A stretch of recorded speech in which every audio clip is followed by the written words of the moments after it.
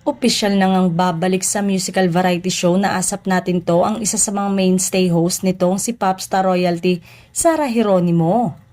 Ang dami talagang nakakamiss kay Sarah, kaya naman super sabik na naman sila nang malamang may ganap siya ngayong linggo. Aba, ramdam na nga ang simula ng napakagandang holiday season dahil sa isang star-studded na pagtatanghal na pangungunahan ni Sarah Geronimo.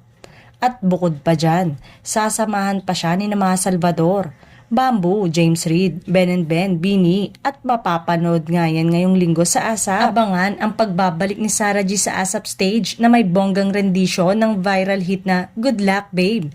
At bonggang-bongga rin ang pasabog na ito para sa kanyang Christmas performance collab. Siyempre, tuwang-tuwa ang mga fans nito na finally ay mapapanood na nila ang idolo nila sa ASAP. Kanya-kanyang eksena, mensahe, papuri kay Sarah ang mababasa mo.